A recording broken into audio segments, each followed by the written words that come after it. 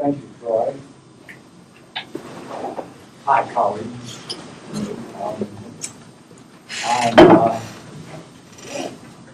This is the first time that I've ever shared publicly thoughts about my experience in World War II.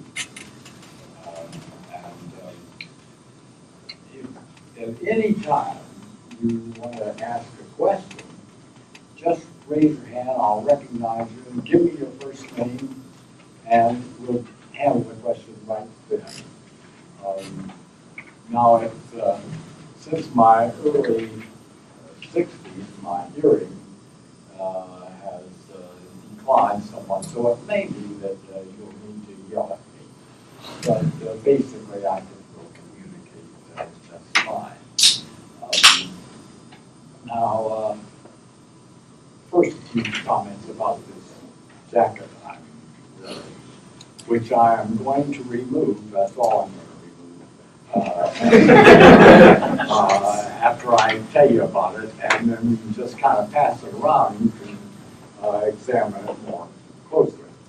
But over here, you see a wild animal, I think it's a black panther, that's chewing up a tank.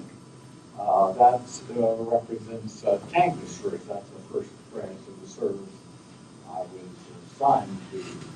It was a half-track with front wheels free, and they had an anti-tank gun mounted in the rear. It wasn't very effective. But I never rode in one, but nonetheless, very ferocious hatch.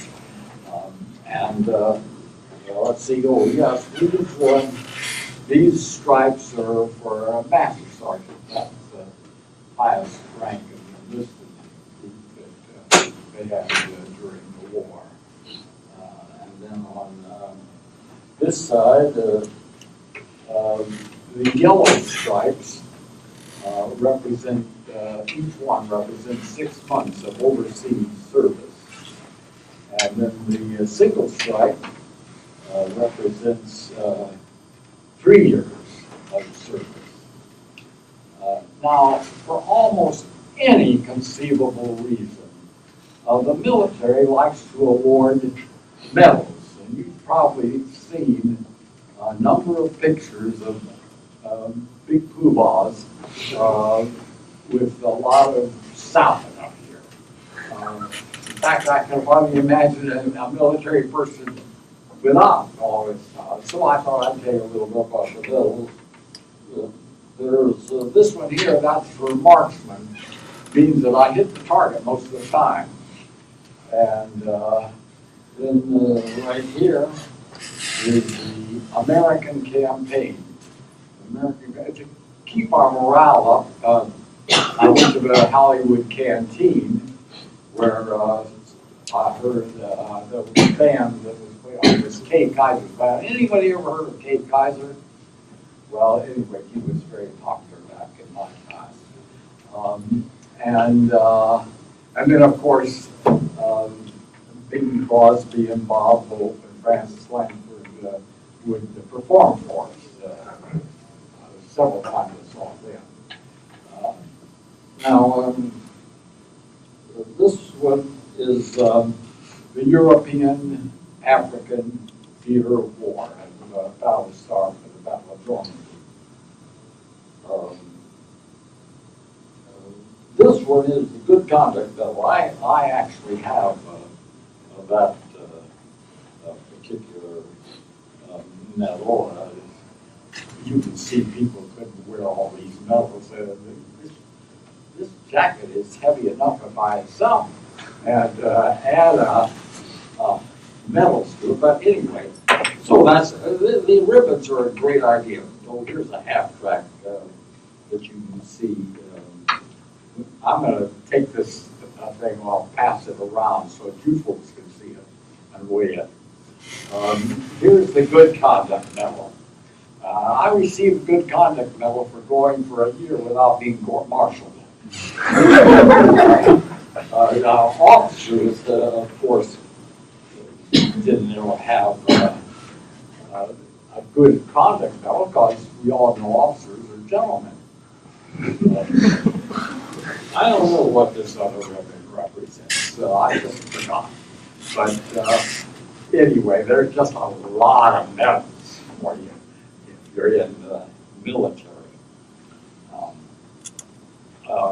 Now, the Eisenhower jacket that I'm wearing was noted for its form fitting, and you can see, gee, it's got a stamp over here, and it really fits the form pretty good. So that's all you're going to get on the uniform, and it's coming off. This is awful work. You guys got a real treat. I like putting this on and long, but I'm just going to start it here, and then we'll end up over there, and you can put it up and down and weigh it.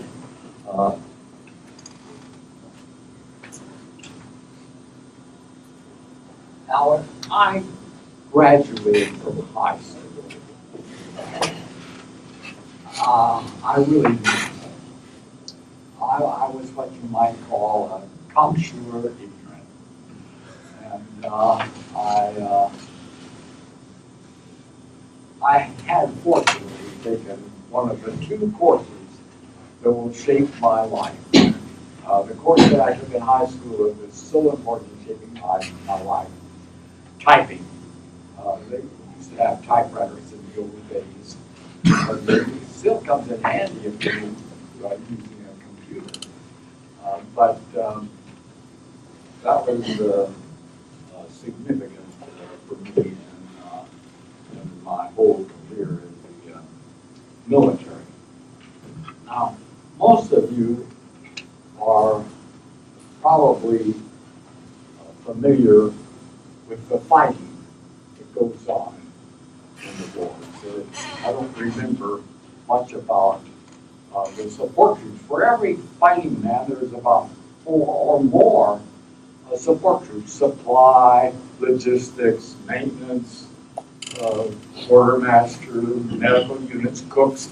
Just a lot of support for. This is the story of one of them. No fighting.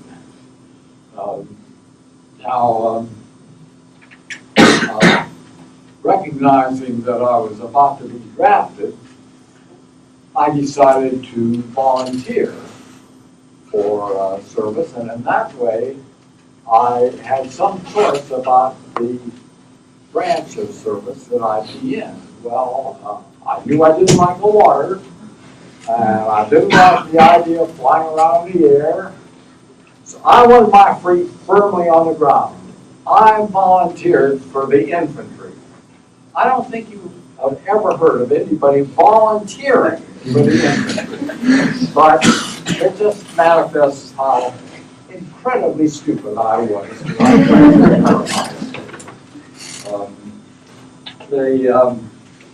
Fortunately, there was some clerk over there who decided that the tank destroyers needed a typist. And so instead of being assigned to the infantry, I was fortunate enough to be assigned to the tank destroyers.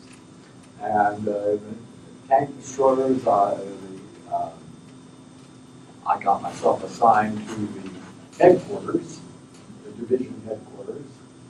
And at about that time, the Army, short of engineers, decided that it would offer a program, a university or college education to manufacture engineers for the military. So, naturally, I applied and was accepted.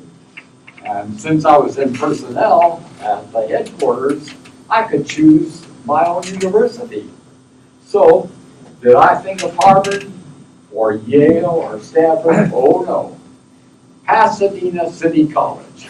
And that was my choice because it was close to home in Los Angeles. So there I go. Now I must say But while I did rather well in the history courses, engineering was not comprehensible. So I get some nods on that, yes, but we don't mix too well. So I transferred up to another unit, and several months after I had left, most of my classmates were sent to the South Pacific, where the immediate need for bright troops was greater than the need for long-term engineers. So they didn't do well. But I am one lucky person.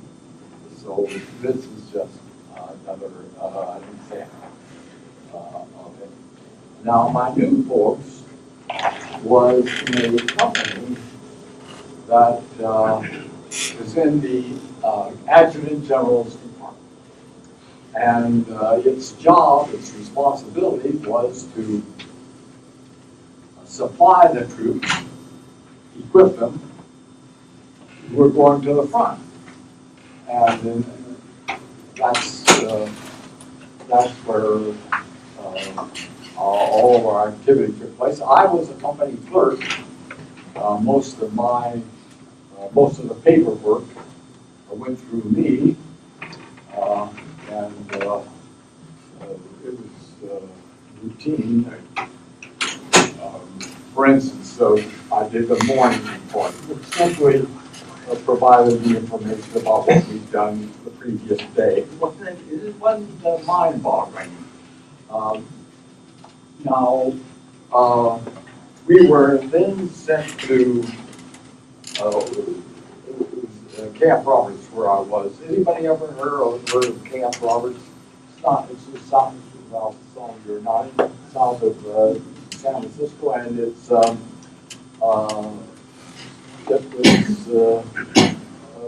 very not too difficult to get a little pay for us. But we only stayed there about a couple of months, and then we were sent to New Jersey,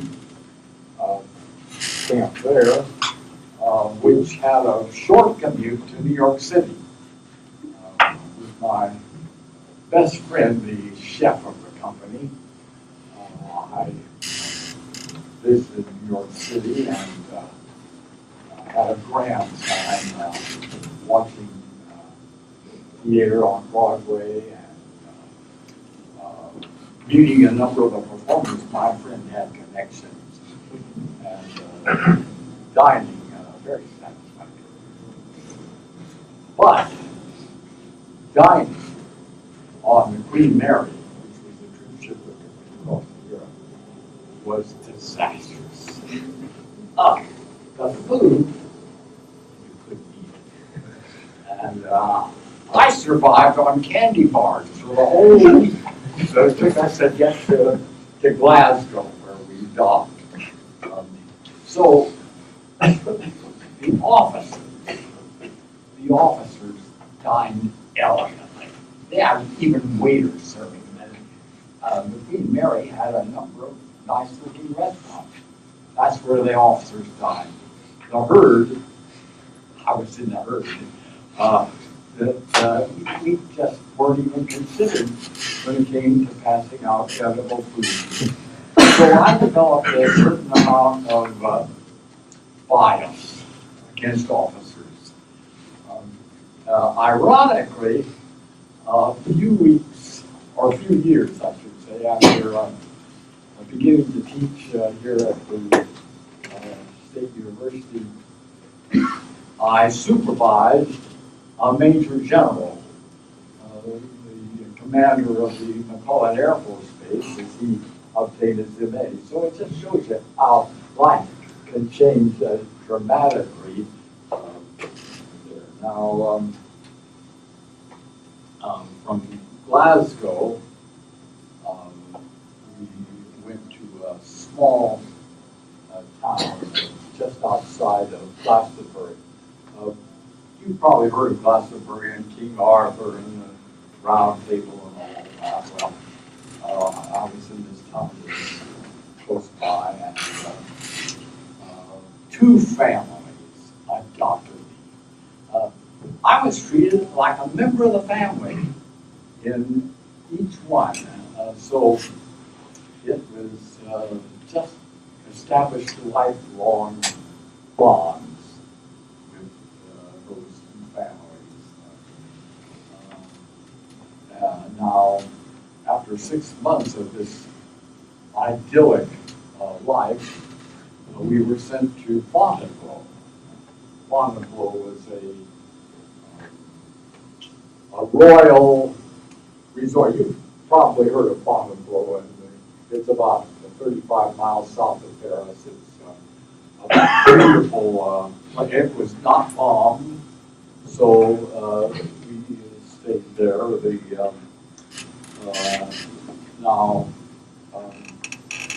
from Fontainebleau, I frequently visited Paris, and in addition to the wonderful sights and sounds and smells, I enjoyed my first orgasm in Paris. Now, I think you'll agree that the menu is conducive to my catching up in lost time, which is what I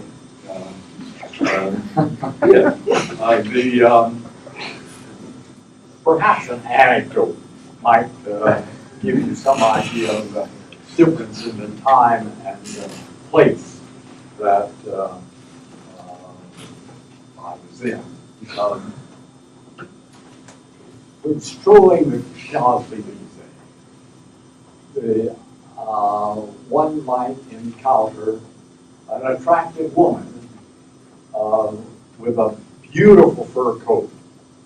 And as she neared you, she would open wide the fur coat, and there was her alluring body. So I think you'll agree this is a classic Parisian advertising. And, it was effective.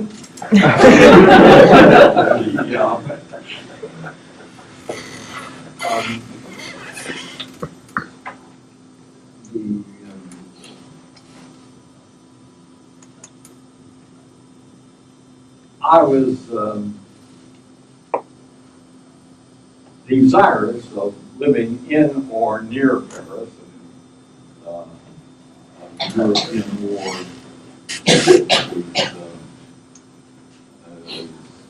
developing after it's been ended, and the organization I chose was the organization that had been headquartered in Paris since the end of World War I. You got any idea what that might be? American Graves Registration Command. So I controlled my own destiny most of the time in World War II.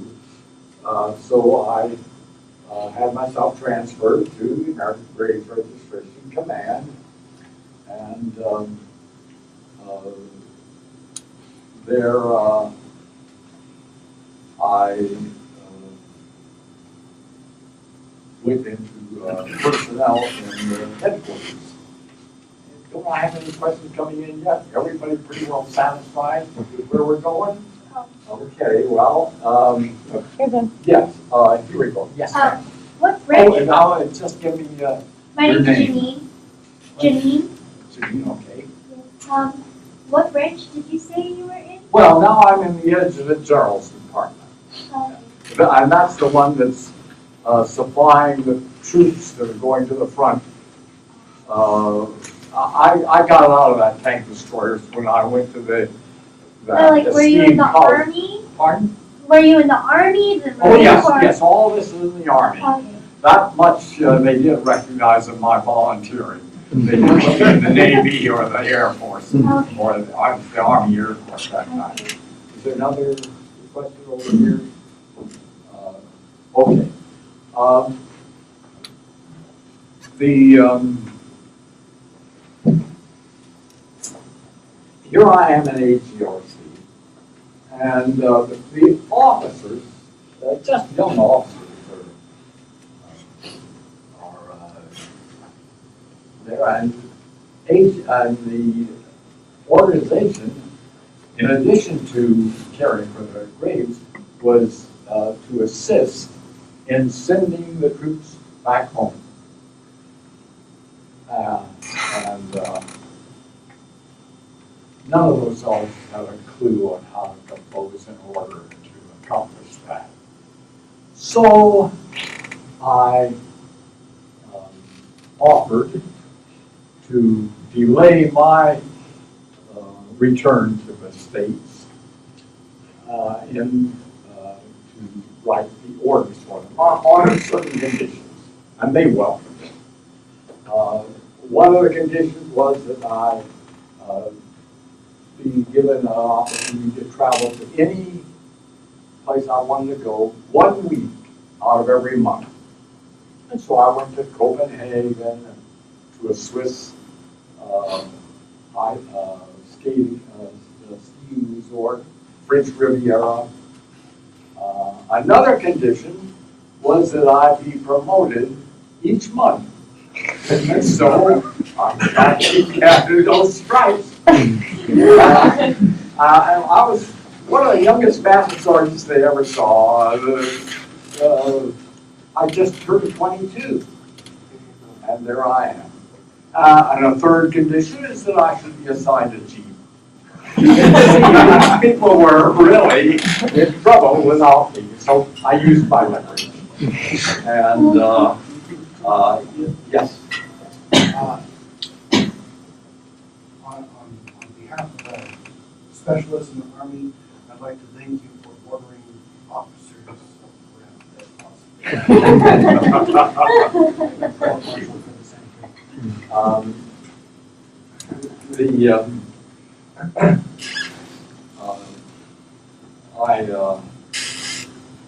I know you're wondering, what about this?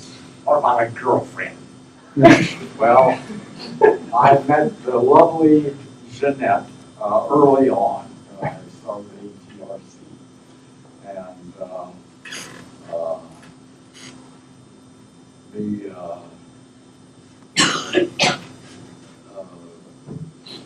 great opportunity, I think, for me to learn French. But knowing me as well as you do now, you know that I readily agreed to polish her English and forget the French. So there I am. I'm going on fine in English. And in recognition of her significance in my life, I had her name painted in large letters on my Jeep, so that she would feel properly appreciated. And meanwhile, I had noticed a headquarters on the Champs-Élysées overlooking the Arc of Triumph. It's called the Air Transport Command. And I said, that's for me. So I applied to the personnel. The officer in charge said he never saw so many stripes as I had on my jacket. And he hired me immediately to work in personnel, which I did. I first had to be discharged. I was discharged in the American Embassy in Paris, and I became a War Department civilian. So, War Department civilian, I was given residence in one of the most expensive hotels, right on one of the grand avenues. I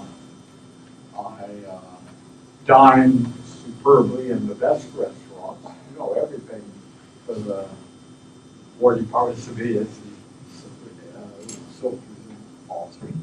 Yeah, right after the war in Paris, nothing was too good for us. Apparently, nothing was ever too good for me. But it helped to enjoy life there. I was also going to go to the class this year and see some performances like Lynn Miller's band. I think I saw a performance that came right after they got the news that he had died in a crash over the English Channel. They couldn't know that. I saw Marlene Dietrich. So it was pretty good living. Among my duties was to inspect the bases to ascertain that the officers were performing in accordance with their qualifications. Well, naturally, you can imagine I was received very graciously in these bases. Among the cities I visited was Rome and Casablanca. I'm getting really quite a little travel out of this assignment. But General Golds didn't like Americans in Paris. So we were, after 6 months, we were transferred to an undamaged resort town in Germany, about 15 miles out of Frankfurt. It was good living there, but the commute to Paris was uncomfortably long. I decided there's got to be a better way to do this, and that's probably when it occurred to me that Paris should sort of determine my career. That I would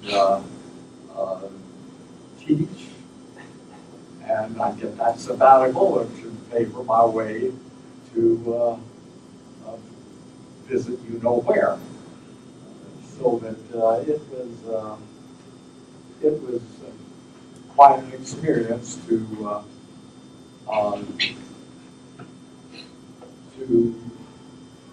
go back to the U.S. and get all the degrees that were sent. You know, kind of like a union card. If you're going to teach, you got to get these credentials. So I'd acquired a lot of points by having served so long in Europe primarily, that the GI Bill, which they had just developed in 44 when I came in, the year before after I came in, the GI Bill paid for all of my tuition, all of my books, and all of my living expenses, while I got a BA and MA at Southern Cal and a PhD at the University of Michigan. That was followed by another living expenses all paid and transportation, Fulbright scholarship to Brussels. It's only 2 more hours away by train, folks.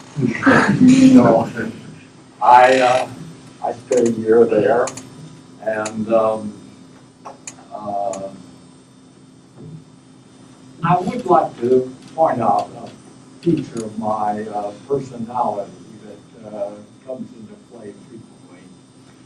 I find that my vices are the extension of my virtues. Now, I tend to be rather well focused. So I focused on getting those degrees so I could go back to Paris on a sabbatical. And I missed out completely on being educated. They had wonderful cultural programs at Southern Cal and Michigan. Did I take advantage of them? No. I'm just anxious to get going. I finished my PhD at Michigan 2 years, set the record. But I didn't learn anything. So, I don't know. I'm sure some of you met PhDs that even had a teacher class that really just don't have it. Well, that shows you why they don't have it. And they just got, anyway, returning from my year in the Fulbright scholarship, I obtained a faculty position at Eastern Kentucky State College. It was the only position available.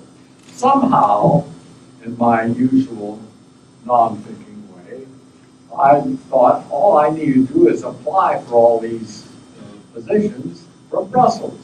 Well, that's fine to apply from Brussels, but when it came time for the personal interview, I wasn't there. And none of them were given positions for people who didn't show up for a personal interview. So I was just lucky that this one college had a sudden opening, and I could teach there. And now we come to a second course that shaped my life.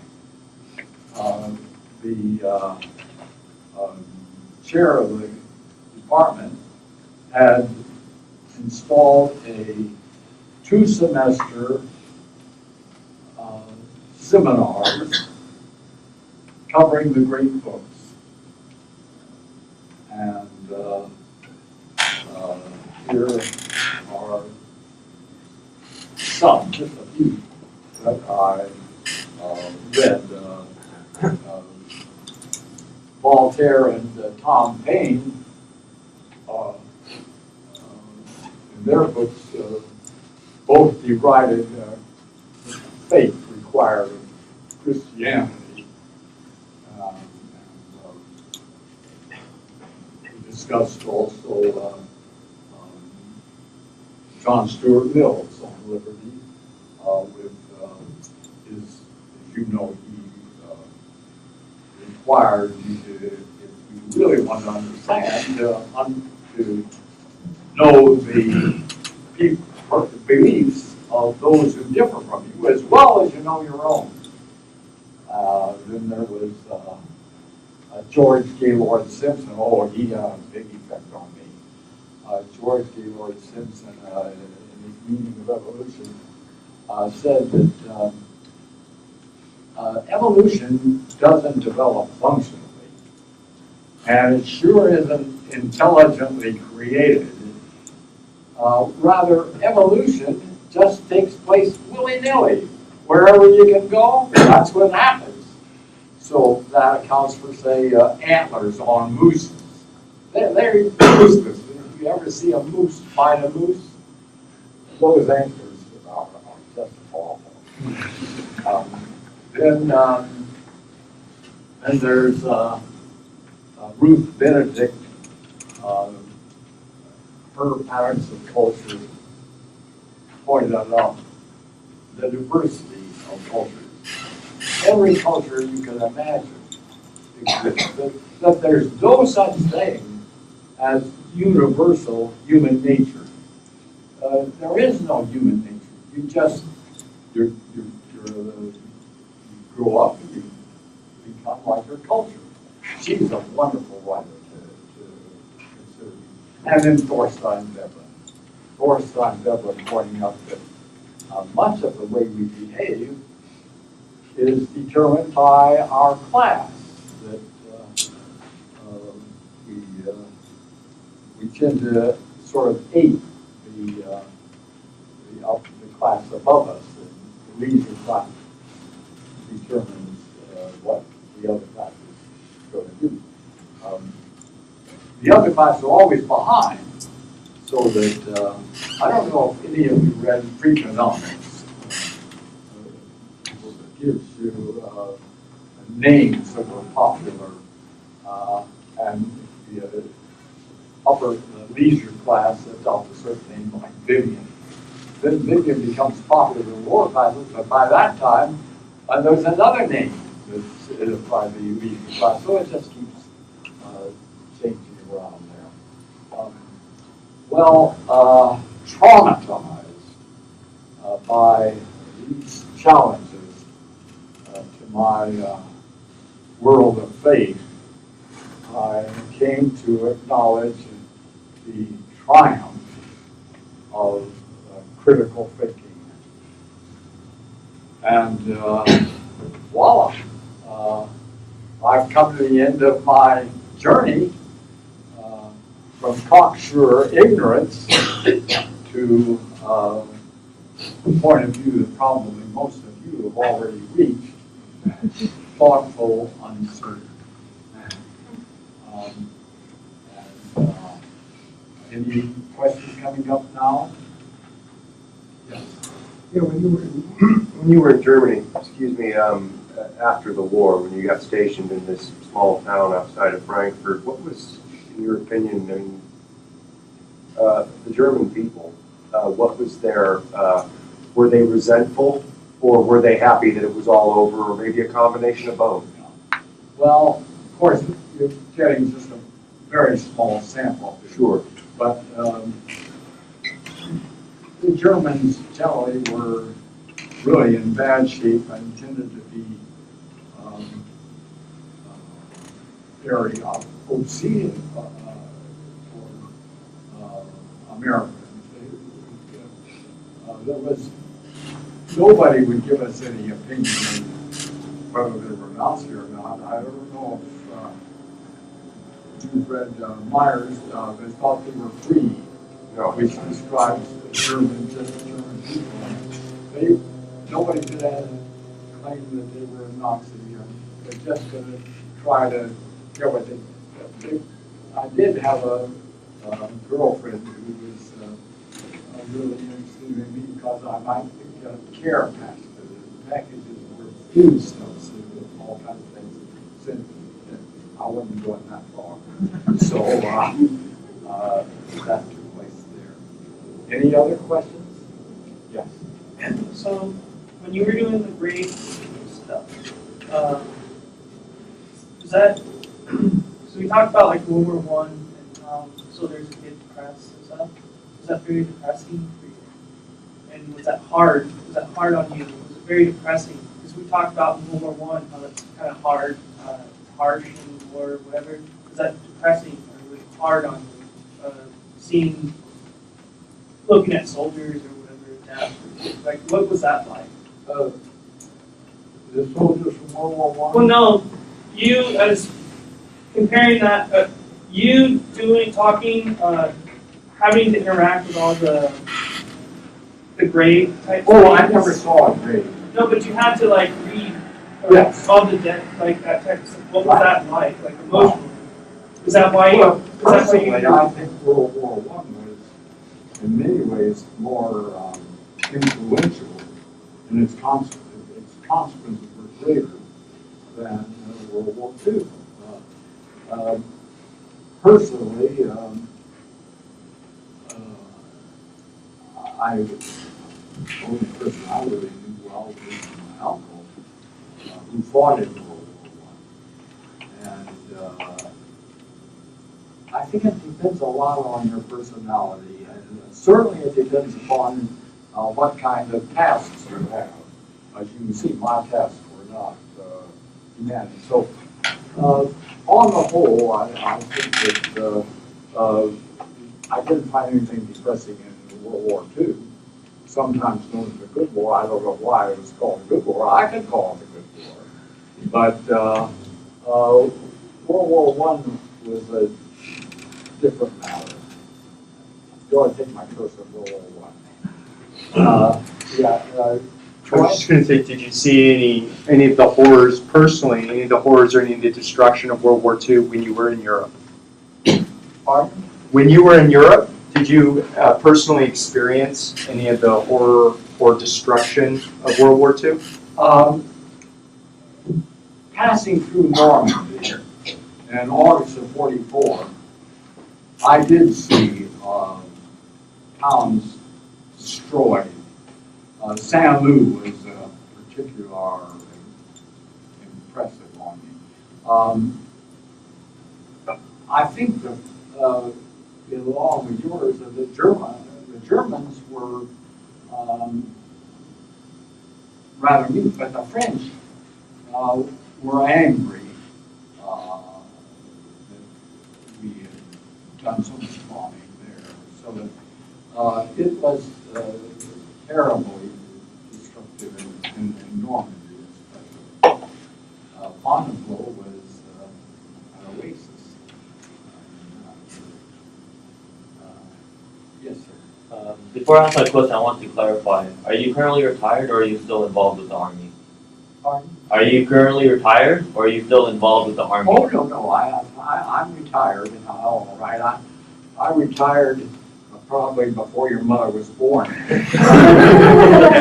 I retired in '86.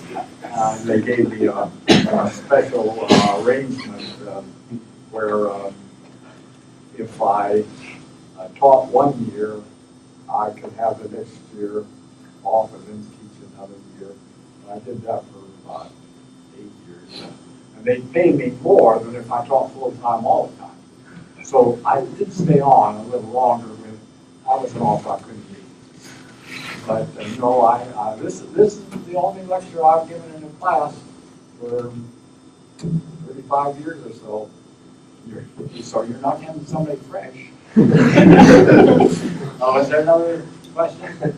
Well, bon voyage on your trip to Paris.